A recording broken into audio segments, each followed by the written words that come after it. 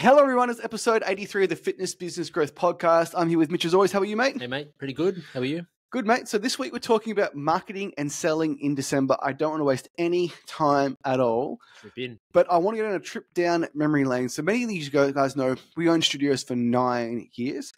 And I want to recap what happened in December. And it was truly, truly amazing. It made Christmas Day great. It made Boxing Day great. Ultimately, set the business up for a really great new year. And in a nutshell, we sold 54 people into December. Those 54 people started in the first 3 weeks of January. Do you want to expand on that, mate?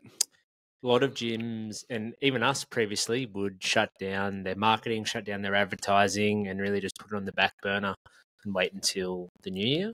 We decided we wanted to get a head start on things, and we launched a big campaign where it was effectively like a New Year starter campaign where we would be trying to sign up people in December to start in January.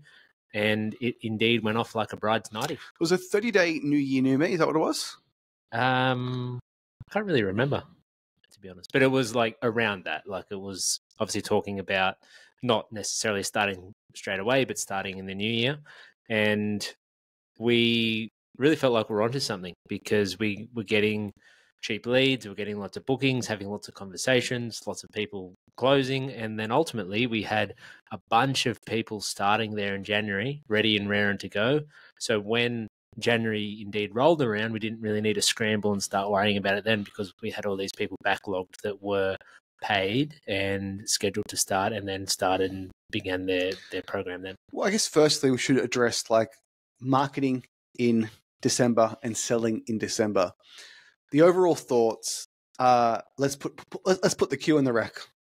Let's postpone everything to next year, like all of our weight loss clients. And it's just a terrible idea. It's a terrible, terrible idea.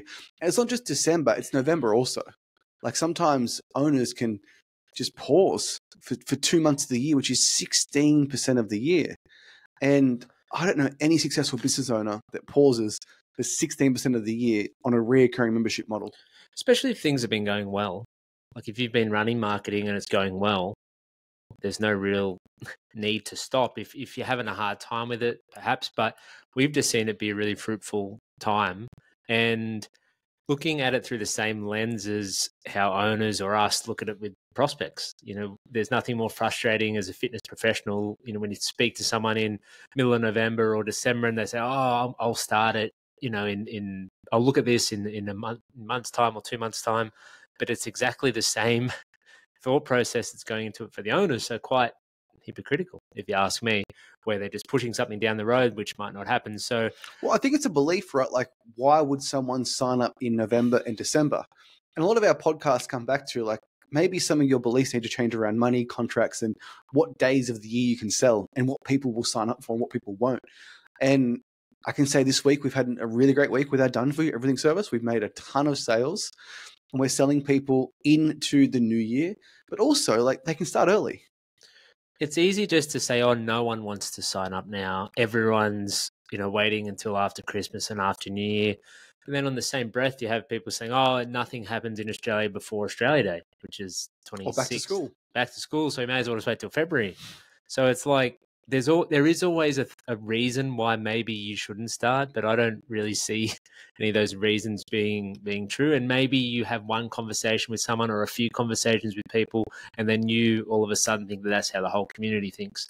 And there are times where it is imperfect, but if you're waiting around for the perfect time, then there really isn't that many of them throughout the year. There's always school holidays. Maybe the first week of August is the perfect time. But there's school holidays, there's winter, there's Easter, there's other public holidays, there's obviously Christmas. So there's always reasons why maybe you shouldn't do it, but we're always of the belief that you should be doing it.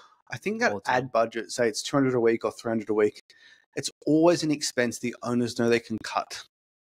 And I would argue it's the one expense that you shouldn't cut. Like you pay your rent, you pay your wages, and you pay for your marketing. It is just a part of owning a fitness business. And occasionally I'll speak to an owner. They've got 60 members, they're struggling, and they've never run ads before. That's a very difficult conversation for me to have, saying like, hey, like we spend $1,000 a week on our ads and we run ads for 48 weeks a year. Yeah, increase your ongoing cost by so much. And that's just a whole different conversation where there's people you need to encourage to market, and then you've got other people that we're trying to encourage to keep doing it, and then you've got other people that are happy just to keep the ball rolling. If there's not one thing, but there's a lot of things that franchises do well, and one of them is that they build it into their agreements, a lot of them, or it is just an absolute non-negotiable that their franchisees are always marketing. Yeah, I think in some of the contracts it's $1,000 a month. Like that is ongoing expense. I think it is written into some of them, and other ones it's like heavily suggested. Yeah. So I guess let's get into tactics in regards to the campaign. So today's Black Friday, which is interesting, and quite often Black Friday promotion, New Year promotion, back to school promotion, XYZ. We just continually run the same promotion, which is a 28-day or 6-week offer, and we just slightly change the name of it based on the time of year. So the truth is we don't do anything different. The creative of the ad changes, and the headline, which I think is really smart, is commencing in January. So, sorry, a conversation I have with owners all the time is, is this a start date challenge? And typically the headline of a start date challenge is commencing January 4. But I'm not a huge fan of start dates, which is why commencing soon or commencing January, commencing February is such a great headline. And there are accounts that we're working with at the moment that are still going really well without this. So I'm managing them, or the team are managing them, and we're just not changing anything, literally nothing, nothing because changes. things are still going well. Yeah. There are other ones that maybe start to slow down a bit, so we will make a change like that. And if there are ones that are having a bit of a tough time, we might look at. So I had a great laugh. There's 3 gyms in Canberra that we work for, and we sold 16 people into their studio in 2 weeks. It's like, anything for Black Friday? No. We're doing exactly the same thing. And like, I guess that shiny new object, well, what can we do for Black Friday?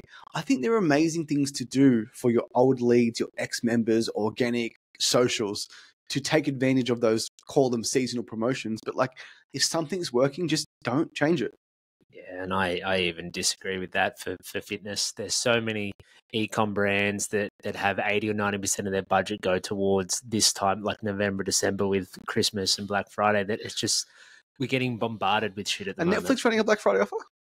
I don't know. I don't know, but have you seen other service-based businesses running Black Friday offers? No good ones. No good ones. But like, it is historically like a time where retail brands and e-com will do a lot of it there. So then you're competing with all of those text messages and emails and things, and it probably won't work, like truly.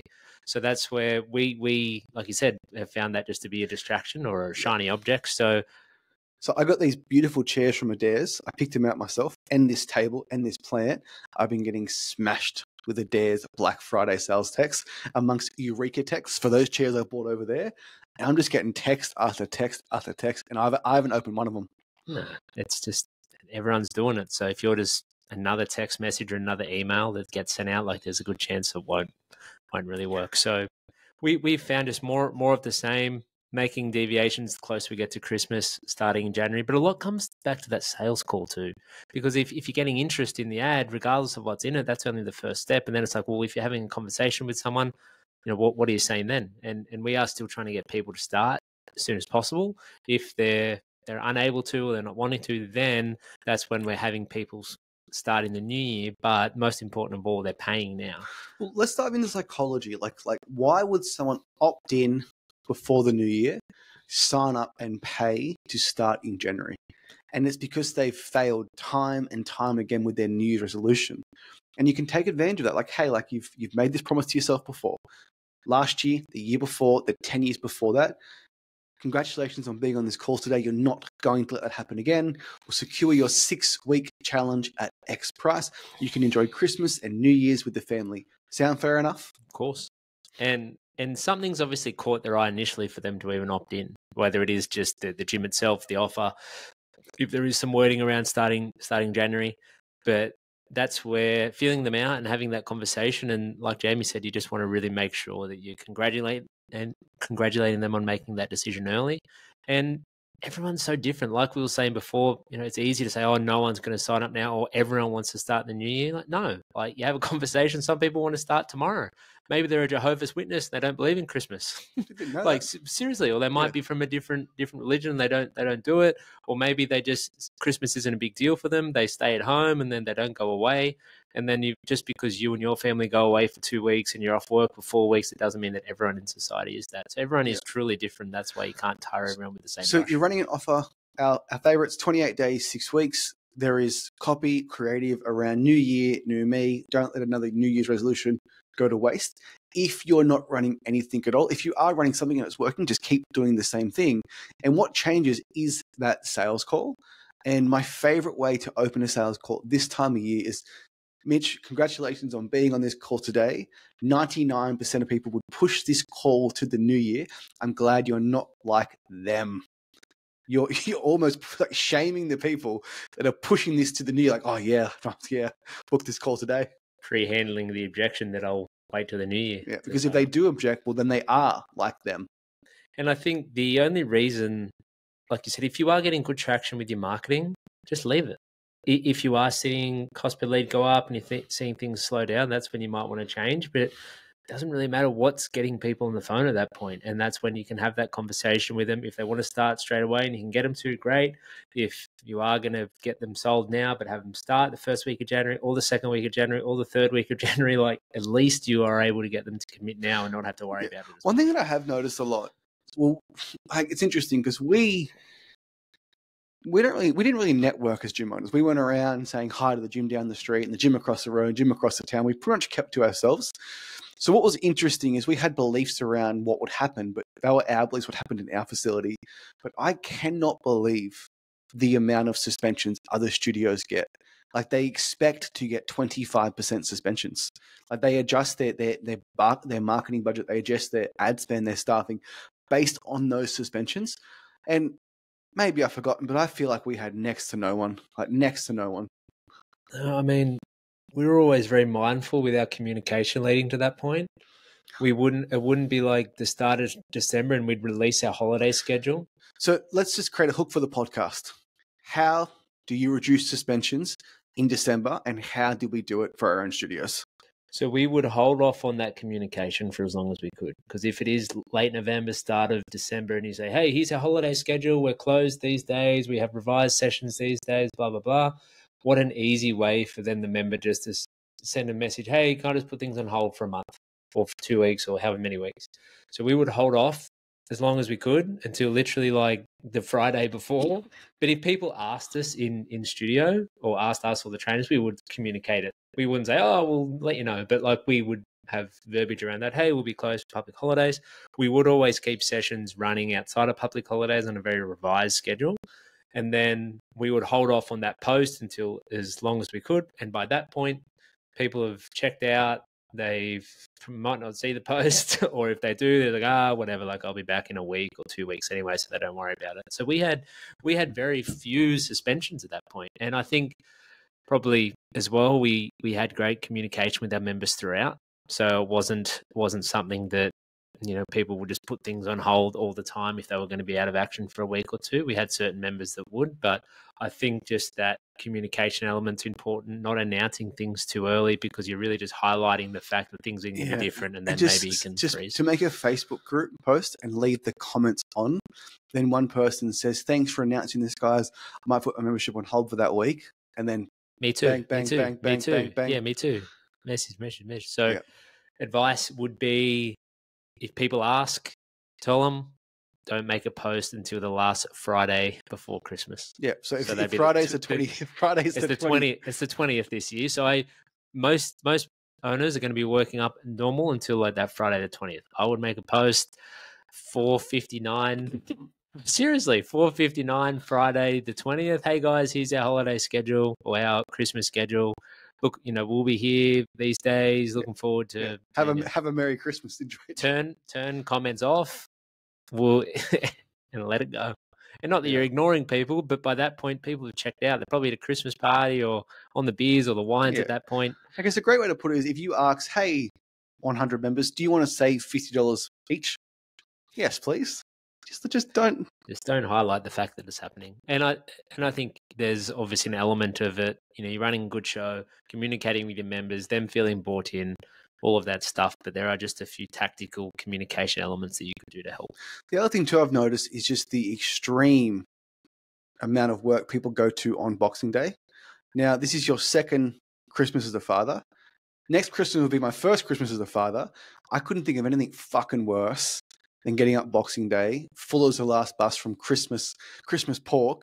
Got to send out this text blast, got to do the email blast, all that reactivation bullshit, which is why we love like having a really strong period now to pre-sell people into those first weeks of January. Because that December, when we sold 54 people, Christmas was pretty great. Yeah, we didn't do really anything that. I don't think we've ever done a Boxing Day sale. Again, it's just kind of like Black Friday, just falls on deaf ears, and you don't want to be working Boxing Day if you can help it. So yeah, get into that early, those first few weeks of December, the last few weeks of November. Obviously, always trying to get them started as soon as you can. But if you're needing to push them to start in January, get a payment so they're committed. Whatever you do, do not just say, hey, I'll see you on the 6th of January without payment or credit card, because very, very, very, very likely they're going to change their mind and overthink things and not end up coming. So let's cover that. The sales call, start of the phone call. Congratulations on jumping on this call today. Most people would push this decision to the new year. I'm glad you're not like them. In the discovery process, you would probably cover previous New Year's resolutions, what worked, what didn't work. At the end of the phone call, you absolutely collect payment information and you bill them the full amount today to secure their spot. If they can't pay the full amount, you get as much money as possible and then schedule that next payment in. That way, they've got so much sunk cost, they will show up in the new year. As you said, if they pay nothing, they will absolutely ghost you. Well, there's just so much time. They go through Christmas, Boxing Day, New Year. They're having a million beers and all shitty food. Like, it's easy just to for them to talk themselves out of it, as opposed to and if you pre-sell someone next week, stay in touch with them.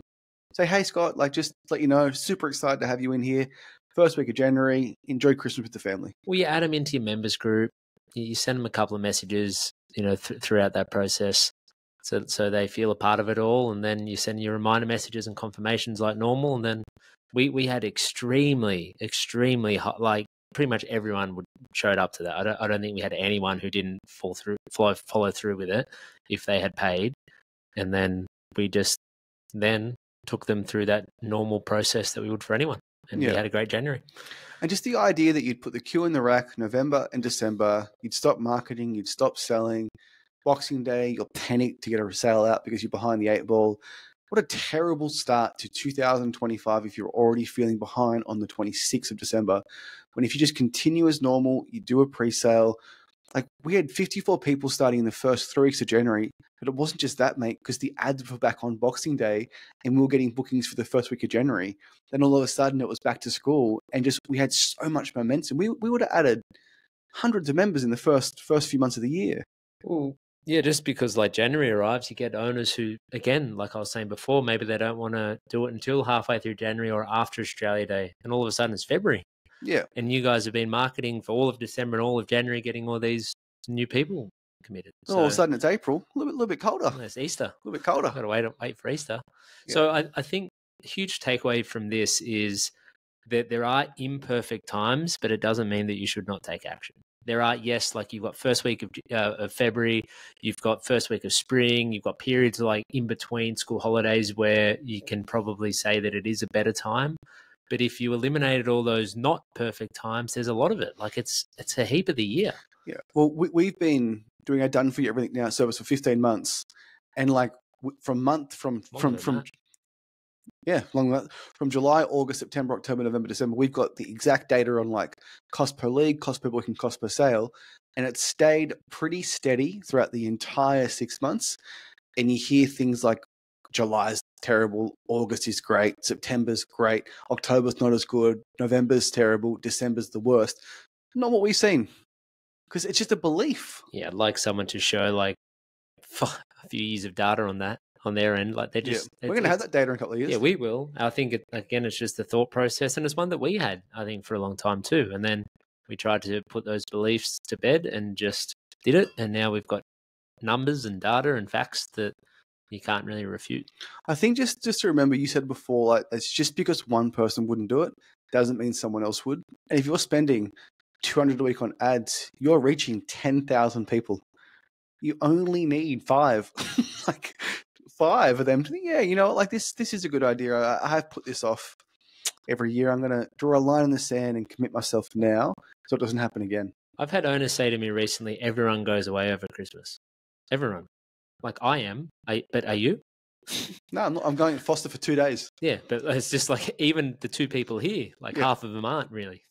So it's like it just because you are, and maybe all of your or most of your friends are, or your family do it. Like it doesn't mean that you're speaking to everyone in the community.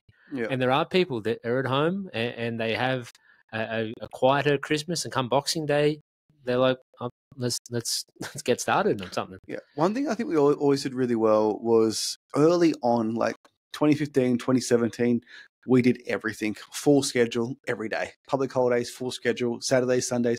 We never missed a single thing. And over time, when we used to run sessions on public holidays, we found it was the same 30 people that had already trained 5 times that week. So if you're in a Christmas period, don't feel obligated to run a full schedule for those 30 loud voices in the gym. Have a revised schedule, and they will make it to those times, because it was also a great opportunity for us to give Stephen Brody a big break. You might leave it on this. This is probably like another hack in addition to the communication part. You want to have enough sessions where people can come a few times in the week if they're off. So like, let's say, obviously not Christmas, maybe not Boxing Day, but 27, 28, 29, whatever those days are, have one session a day in the morning. So even if someone is working or if they're off, they could make it, right? 6:30 a.m. or something.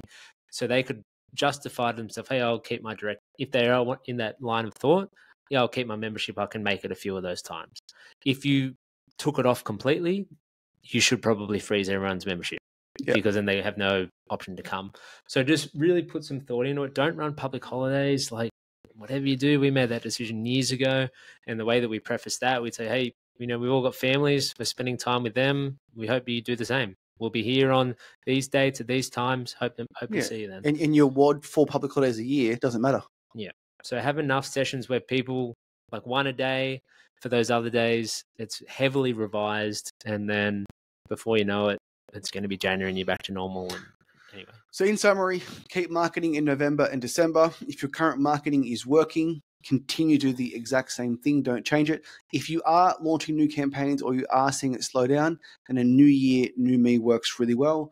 Pre-sell people into the first 3 weeks of January to account for people maybe going away, getting back at different times. Have an amazing Christmas, an amazing Boxing Day. And then in January, we've got the back to school special. And all of a sudden, February's around. You go to the 100 members while all of your competitors have just taken their foot off the gas. That's it. Cool. Thanks for watching, guys. Appreciate it. Bye.